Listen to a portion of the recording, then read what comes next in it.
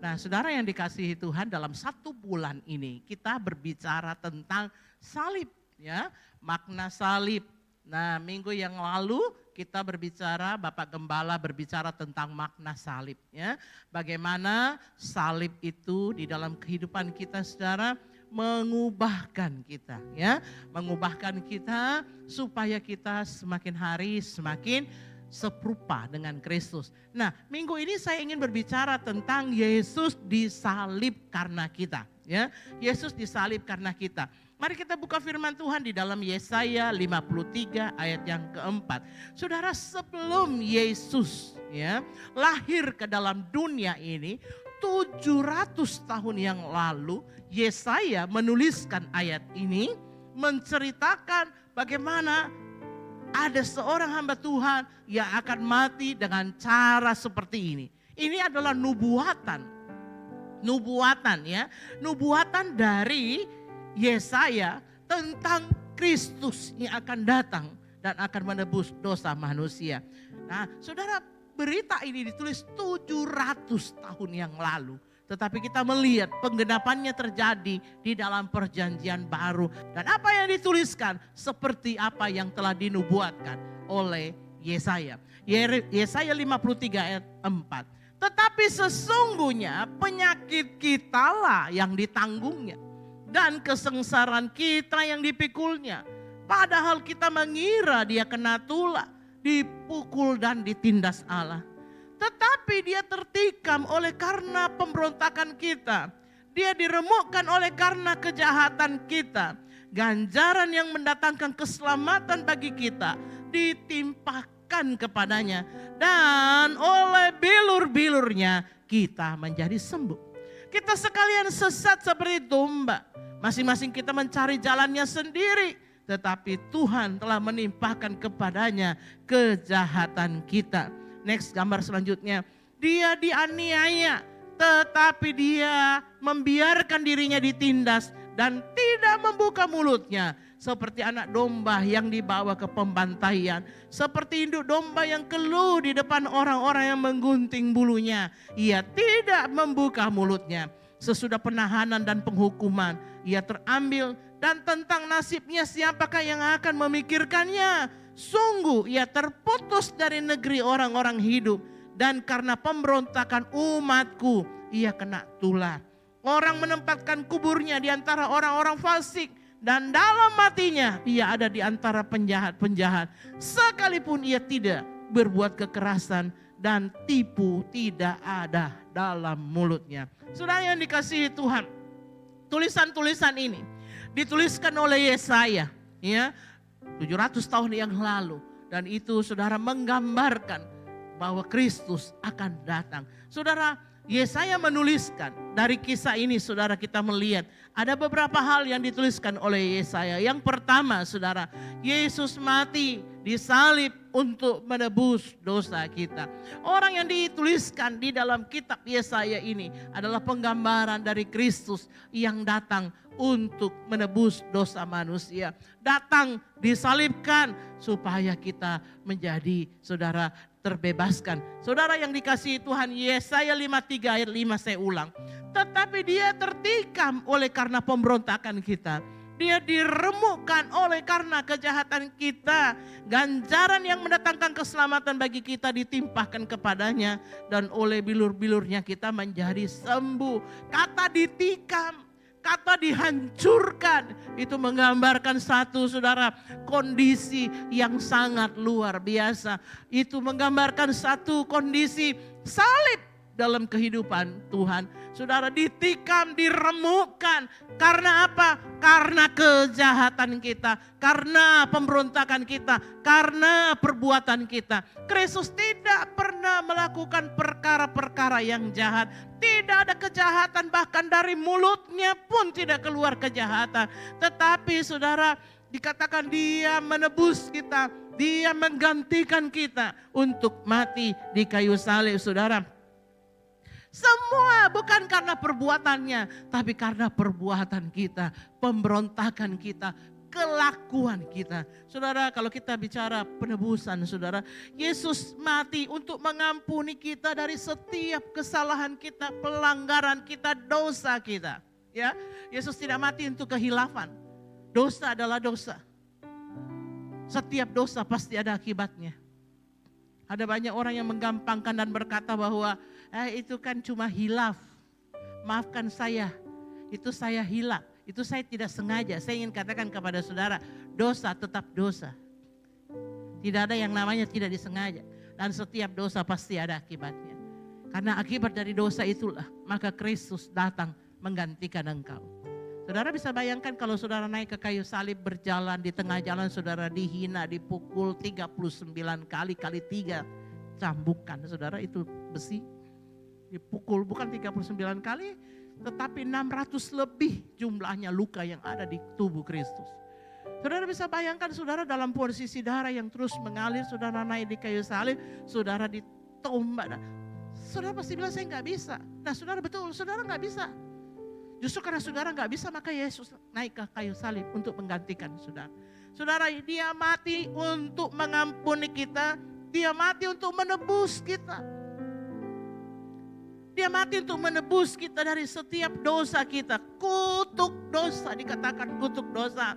Dan Yesus mati untuk menyembuhkan kita oleh bilur-bilurnya, oleh luka-lukanya, oleh darahnya. Maka kita boleh disembuhkan.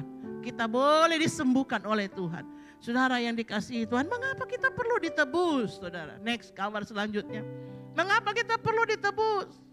Firman Tuhan mencatat, saudara, kata penebus, redeem, dipakai dalam arti membebaskan seorang budak agar merdeka.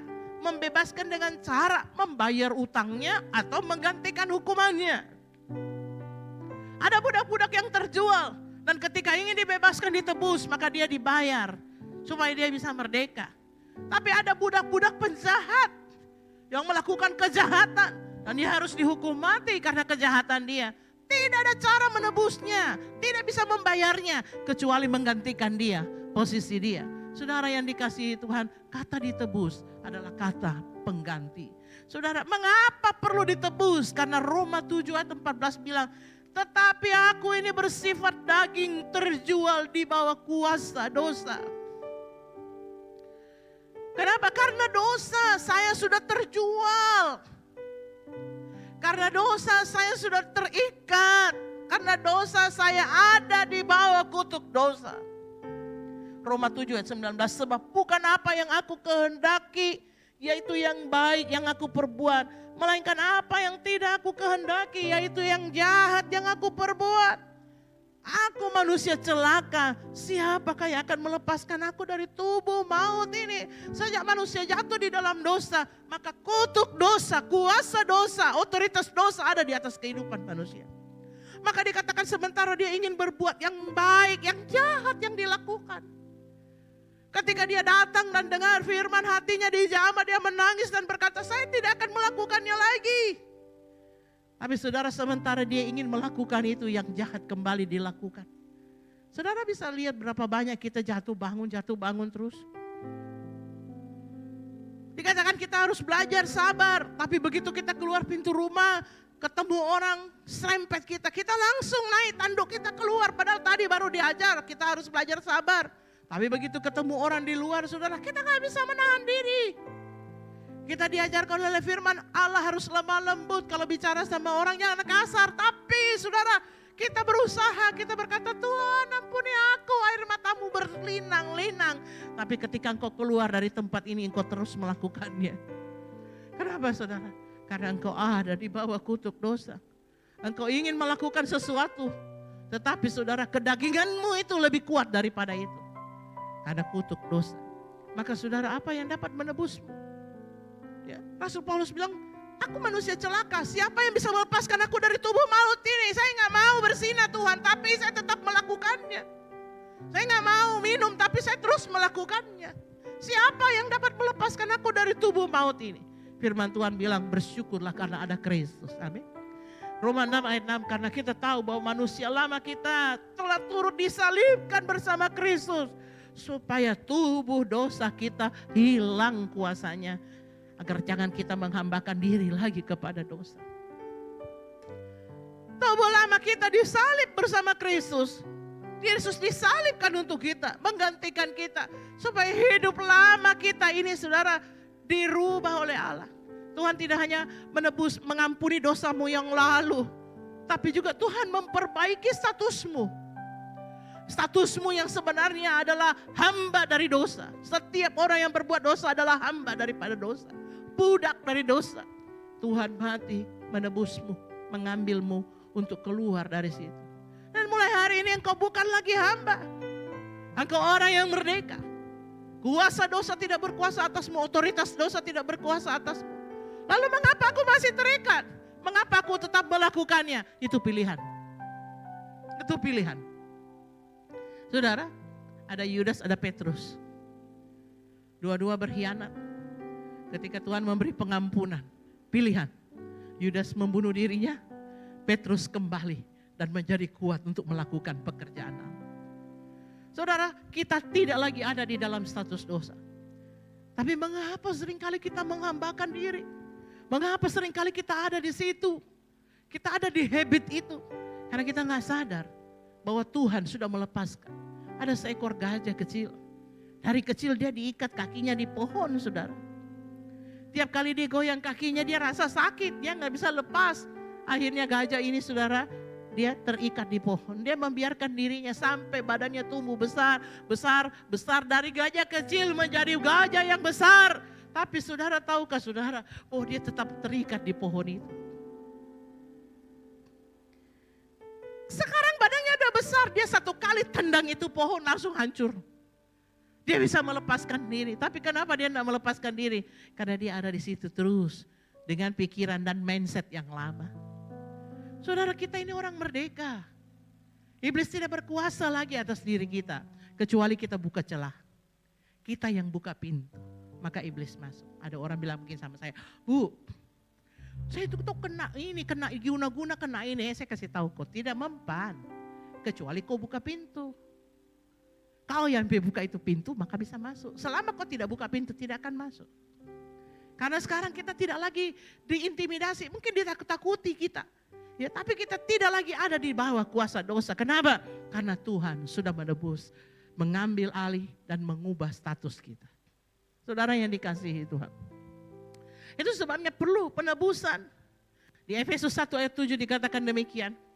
Sebab di dalam Dia dan oleh darahnya kita beroleh penebusan, yaitu pengampunan dosa menurut kekayaan kasih karunia-Nya. Saudara yang dikasihi Tuhan, kita sudah ditebus, diampuni. Tapi mengapa masih banyak orang yang terus terkungkung dengan rasa bersalah? Terus hidup dari rasa bersalah, terus hidup dari rasa bersalah.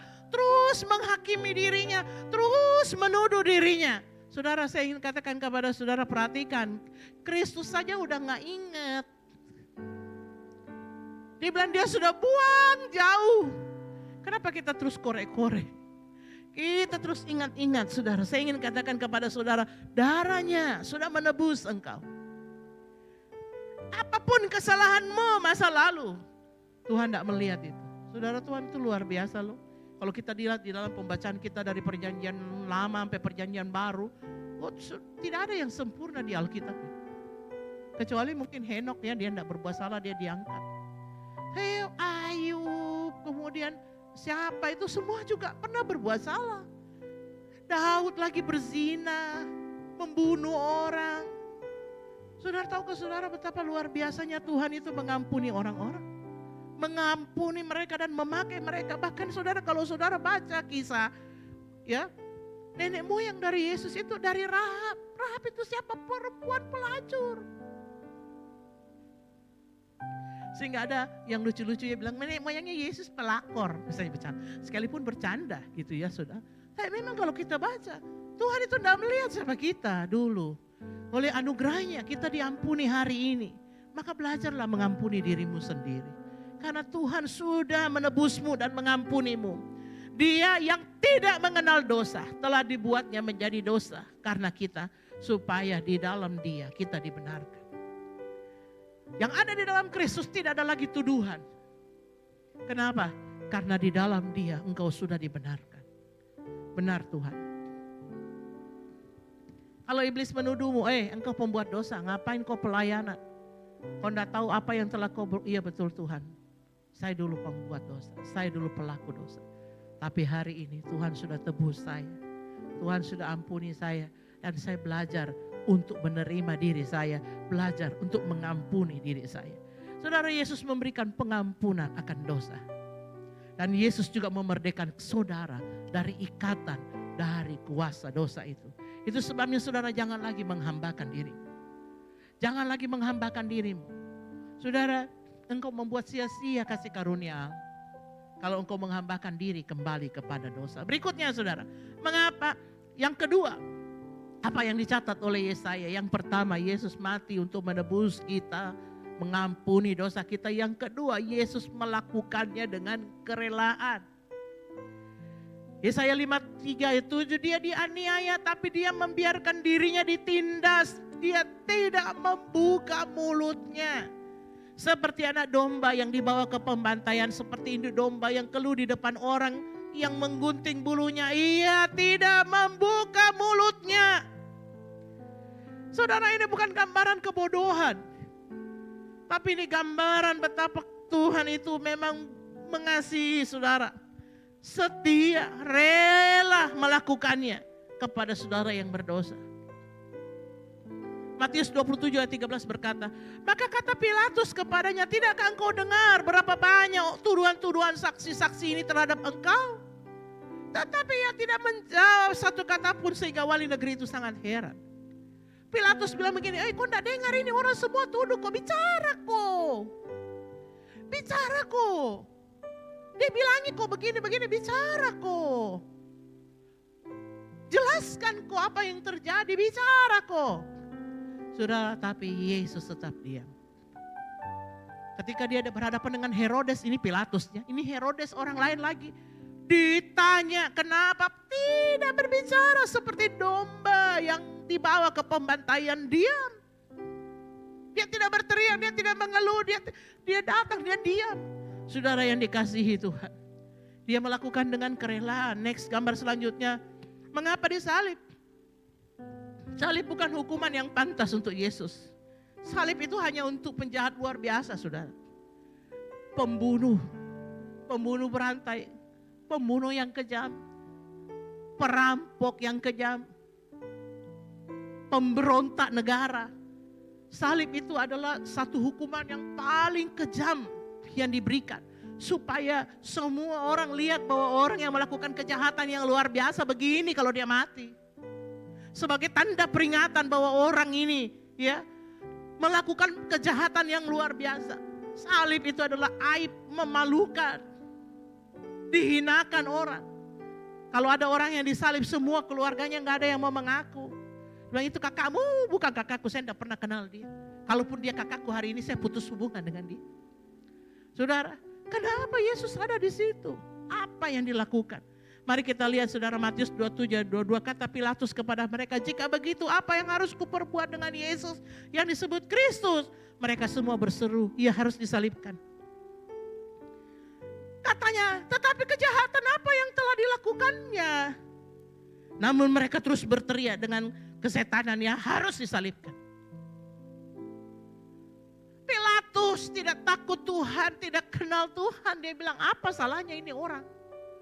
Pembunuh bukan. Tidak perampok, tidak korupsi. Dia hanya seorang pengajar di bait Allah. Dia banyak menolong orang. Menyembuhkan orang yang buta. Menyembuhkan orang yang lumpuh. Menghidupkan orang yang mati. Apa yang dilakukan orang ini?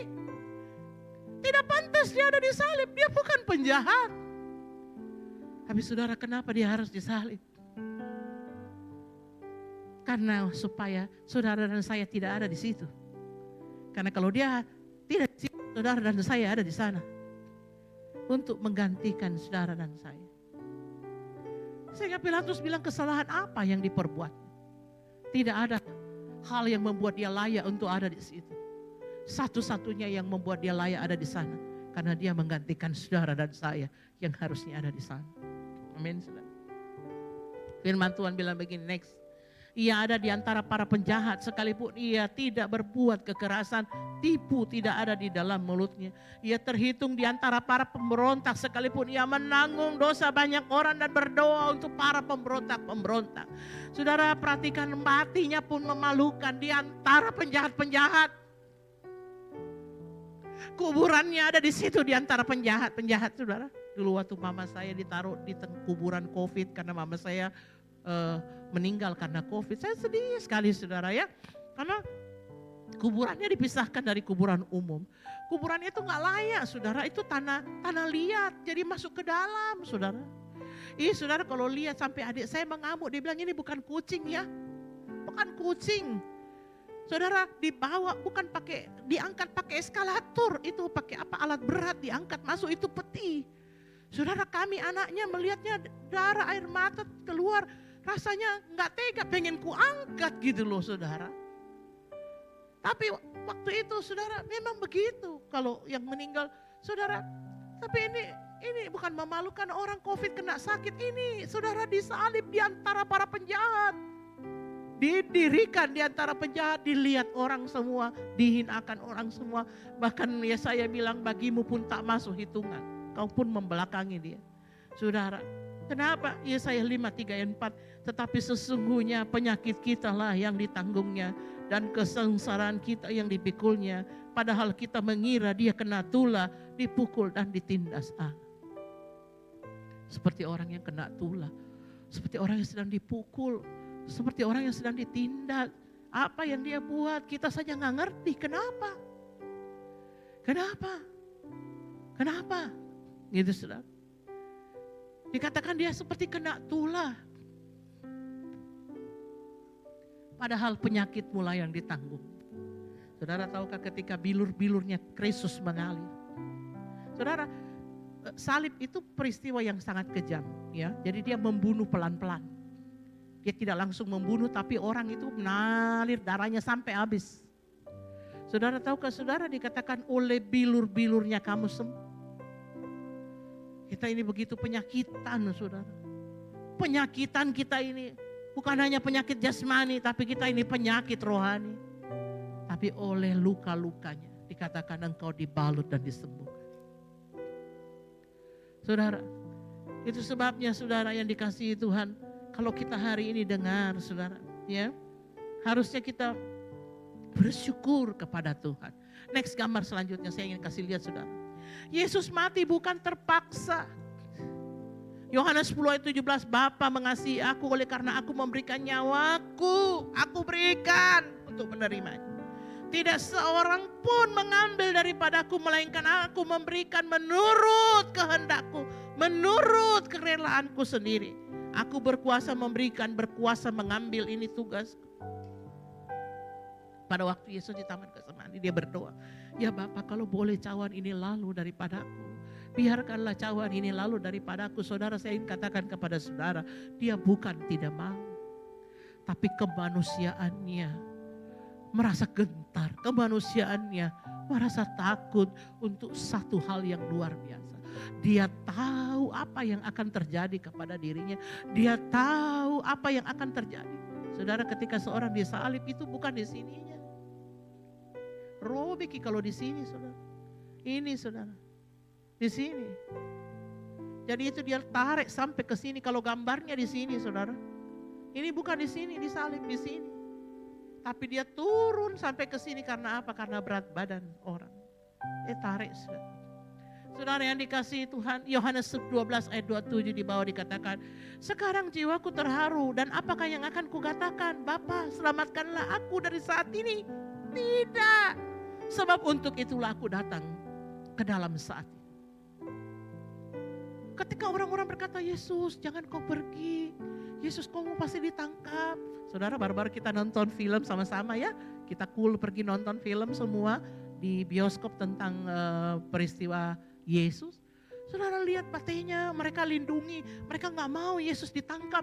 Mereka gak mau. Mereka lindungi, mereka suruh lari. Mereka bikinkan tangga supaya Yesus tidak ditangkap, saudara. Mereka gak mau Yesus mengalami penderitaan. Mereka gak mau Yesus disiksa. Yesus bilang terima kasih. Hatiku terharu. Terima kasih untuk kasih-Mu.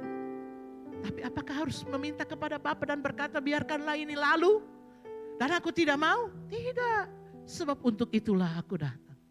Yesus tahu apa yang harus dia lakukan. Dia tahu bahwa hanya dia yang bisa menyelamatkan kita. Itu sebabnya dia datang ke dalam dunia ini. Saudara yang dikasihi Tuhan, dia datang memang untuk mati bagi kita. Sebab itu dia tidak perlu berdoa. Ketika Petrus memotong telinga daripada prajurit, dia ambil itu telinga. Dia katakan sama Petrus, Petrus, orang yang main pedang dia akan mati oleh pedang. Petrus, sini. Dia pasang kembali itu telinga. Saudara yang dikasihi Tuhan, kita melihat betapa luar biasanya Tuhan dalam kehidupan kita. Penderitaan Yesus, kalau saudara lihat, next gambar selanjutnya. Itu ada 3, saudara. Yang pertama penderitaan fisik. Penyaliban adalah salah satu bentuk hukuman mati yang paling kejam dan sadis yang pernah diciptakan manusia. Tujuan penyaliban adalah membuat terhukum mati perlahan-lahan dalam penderitaan yang tidak tertahankan. Penderitaan fisik.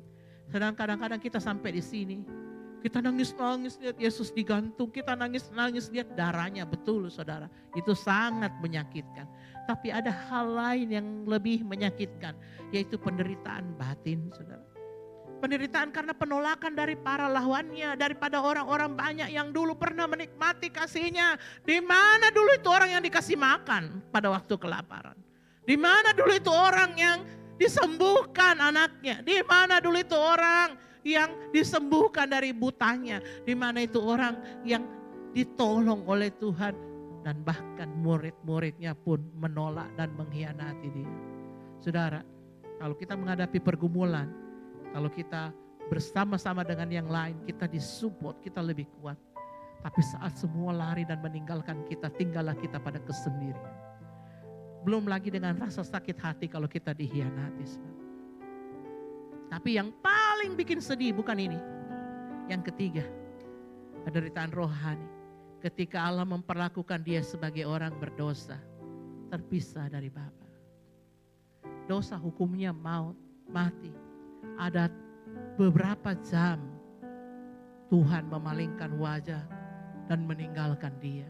Sehingga keluar kalimat Eloi, Eloi lama sabatani. Berarti ya Allahku, Allahku mengapa engkau meninggalkan aku. Yesus enggak pernah ngomong begini, kenapa kau tombak saya? Kenapa kau cambuk saya?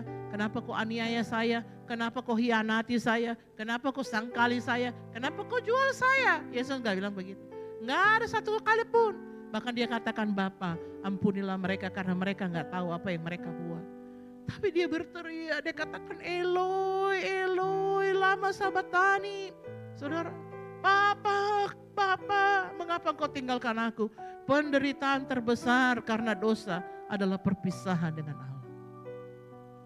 Betul, saudara, perpisahan dari orang yang dikasihi, orang yang dicintai, itulah penderitaan yang sesungguhnya.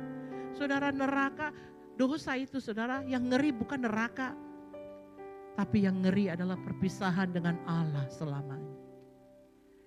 Perpisahan dengan Allah selamanya. Bagi orang yang lain dia pikir, tidak apa-apa Ji. Sekarang itu lagi keluar ya di Instagram, jangan jual Yesus, jangan jual Yesus. Kenapa? Karena banyak orang, karena pasangan pindah, karena jabatan pindah. Ada orang-orang yang bilang begini, kalau kau Kristen susah kau jadi PNS. Coba mau kau tulis di mukamu Siti, nah tambah kau Siti tuh, pasti gampang kok. Dengan kata-kata itu kita langsung berkata, Yuri, saudara. Lagu-lagu bilang jangan jual Yesus, banyak orang saudara yang tidak mengerti. Tahukah saudara, berita salib ini adalah kebodohan bagi dunia. Firman Tuhan bilang, bagi orang yang tidak percaya, ini dongeng, ini kebodohan, ini goblok. Firman, ya, kalau firman Tuhan bilang begini, bagi orang yang tidak percaya, ini berita bohong, berita bodoh ini. Mana ada Tuhan mau mati buat kita. Tapi bagi saudara dan saya yang menerima dengan imanmu dan tahu bahwa kamu tidak mungkin dapat cari Tuhan, tidak akan punya dengan kekuatanmu sendiri. Ini adalah anugerah, ini adalah luar biasa. Sida-sida di Ethiopia dalam perjalanan, ya saudara, Kemudian Filipus bacakan kitab Yesaya ini di atas kereta. Hatinya tersentuh. Dia menangis. Dia katakan, siapakah orang ini? Lalu kemudian Filipus bilang, dialah Yesus yang tersalib. Dia bilang begini, hatiku bergetar. Di situ ada air. Bolehkah saya dibaptis saat ini juga? Tidak ada yang bisa menghalangi dia. Dia langsung turun dan langsung dibaptis di situ. Sida-sida Ethiopia. Hatinya menyambutnya. Hatinya bersorak. Bagi orang lain itu kebodohan. Bagi sida-sida itu adalah kasih karunia. Saudara, engkau menerima berita ini. Percayakah engkau bahwa Yesus mati bagimu? Percayakah engkau bahwa Yesus mengorbankan diri bagimu? Kalau engkau percaya, kau menerima itu. Firman Allah berkata, dengan iman engkau akan diselamatkan. Saudara yang dikasihi Tuhan, next gambar selanjutnya. Yang ketiga, Yesus bukan hanya mati di salib menggantikan engkau. Dia bukan hanya melakukannya dengan kerelaan. Yang ketiga, dia memberikan engkau hidup yang baru. Hidupmu yang lama itu, Yesaya 53 ayat 6 dikatakan, kita sekalian sesat seperti domba. Masing-masing kita mengambil jalan kita sendiri. Tapi Tuhan telah menimpakan kepadanya kejahatan kita sekalian. Kita adalah domba yang tersesat. Sehingga perlu Yesus anak domba yang menggantikan tempat kita. Yohanes 1 ayat 29, pada keesokan harinya Yohanes melihat Yesus datang kepadanya dan ia berkata, lihatlah anak domba Allah yang menghapus dosa dunia. Benar. Kita melihat saudara, kita ini seperti domba yang sesat. Pemberontak-pemberontak. Orang-orang yang tidak mau percaya. Orang yang selalu mencari jalan kita sendiri. Tidak pernah mau diarahkan oleh Tuhan. Tidak pernah mau dipimpin oleh Tuhan. Sehingga kita banyak melakukan hal yang salah. Tapi ada seekor domba. Pribadi Allah sendiri yang datang untuk menggantikan kita. Sehingga Yohanes bilang begini, lihatlah dia anak domba Allah yang menghapus dosa dunia. Saudara, kita gak sadar ya kadang-kadang kita ini pemberontak-pemberontak. Ya, berapa banyak kita suka melawan Allah. Kita suka cari jalan kita sendiri. Ya saudara, kita gak mau beribadah kepada Allah. Kita berhitung-hitung dengan Tuhan. Kita tidak percaya kepada dia dengan sungguh. Kita menganggap dia angin lalu. Dia tidak penting. Dia bukan siapa-siapa dalam hidup kita. Kita gak merasa dia sesuatu buat kita. Saudara, padahal dia mati buat kita. Dia selamatkan kita. Saudara, next. Dia memberikan hidup yang baru. 1 Petrus 2 ayat 24. Ia sendiri telah memikul dosa kita di dalam tubuhnya di kayu salib. Supaya kita yang telah mati terhadap dosa hidup untuk kebenaran. Dan oleh bilur-bilurnya, oleh luka-lukanya, oleh darahnya, kamu telah sembuh. Saudara, sebab dahulu memang kamu sesat seperti domba. Tetapi sekarang kamu telah kembali kepada gembala dan pemelihara jiwamu. Dulu memang kau tersesat. Tapi sekarang kau sudah dibawa pulang kembali. Engkau telah ditebus. Supaya engkau tidak hidup lagi buat dosa. Tapi engkau hidup dalam kebenaran.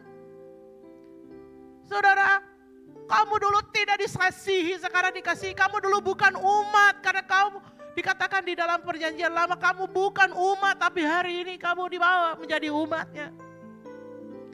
Allah menginginkan engkau dekat. Ada di dalam pengembalaannya, ada di dalam kasihnya. Tidak ada tujuan Allah. Kalau saudara lihat dari awal pembacaan hari ini, adakah sedikit pun kepentingan Allah di dalamnya? Dari ayat-ayat yang kita baca hari ini, begitu banyak ayat yang saya baca. Saya bingung kemarin mau khotbah apa, saya bilang Tuhan saya mau baca saja ayat-ayat. Karena biarkan saja Bible berbicara. Mungkin kita sudah lama tidak mendengar Bible berbicara kepada kita. Saya tanya, adakah sedikit pun saudara melihat kepentingan Allah di situ? Enggak ada. Kalaupun dia membawa saudara untuk datang dekat dengan dia, dia bukan kepentingan. Dia tidak pernah membebaskan engkau dari perbudakan satu untuk masuk di dalam perbudakan yang baru. Enggak. Dia tidak pernah melepaskan engkau hamba di sana lalu menjadi hambanya dia. Enggak. Saudara, dia enggak pernah melepas. Dia mengambil engkau pulang untuk menjadi anaknya. Aku tidak menyebut kamu lagi hamba, karena hamba tidak tahu apa yang diperbuat.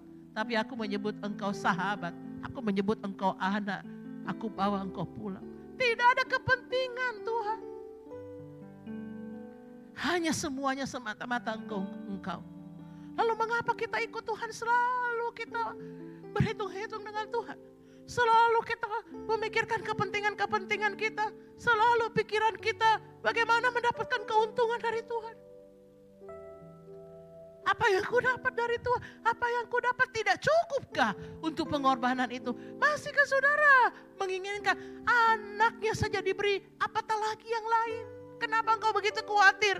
Kenapa engkau begitu takut untuk makan dan minummu? Sedangkan anaknya saja diberikan kepadamu. Saudara, adakah di antara saudara yang hari ini kalau saya minta anak saudara, dan saya bilang mari berikan satu anakmu untuk tebusan, untuk mati. Saudara pasti tidak mau, saudara pasti bilang, jangan, saya saja. Saudara manusia biasa yang kasihmu itu tidak sungguh-sungguh. Tetapi saudara bisa melakukan kebaikan, saudara bisa mau menggantikan. Tapi saudara, firman Tuhan bilang, adakah orang yang mau mati untuk orang yang berdosa? Kalau untuk orang baik banyak. Tapi mungkin saja ya sedikit juga. Tapi adakah orang yang mau mati untuk orang yang berdosa? Orang nyata-nyata misalnya. Adakah orang mau mati? Firman Allah bilang dia mati selagi engkau masih berdosa. Selagi engkau masih melakukan kejahatan, dia mati bagi.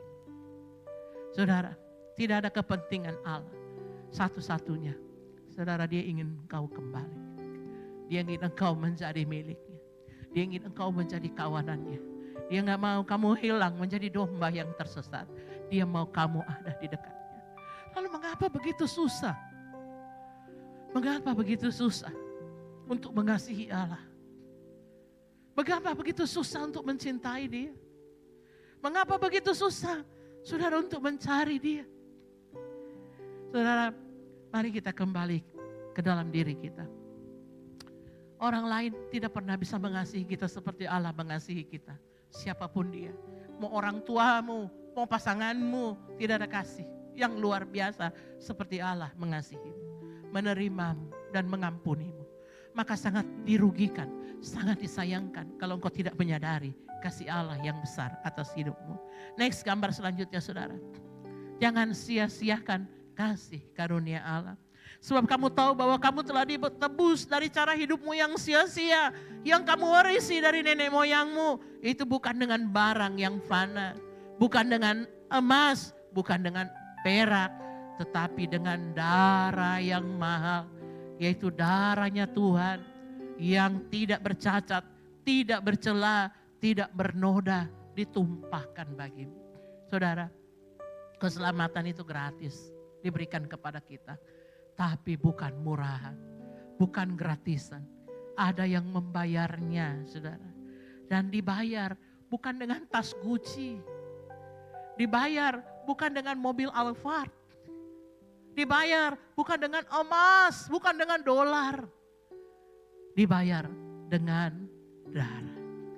Bukan darahnya malaikat. Dia gak bilang begini, malaikatku yang paling tinggi turun dan matilah. Dia membayar dengan darahnya sendiri.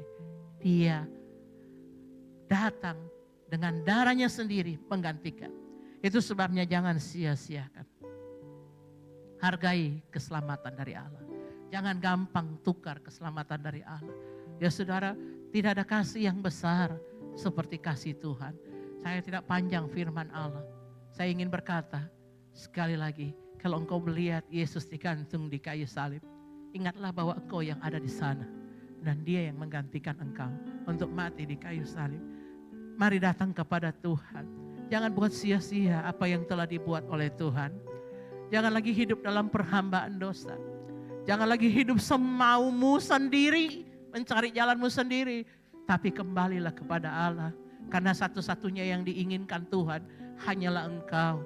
Hanyalah dirimu. Betapa berharganya engkau. Karena dia mau mati bagimu. Mari kita angkat pujian.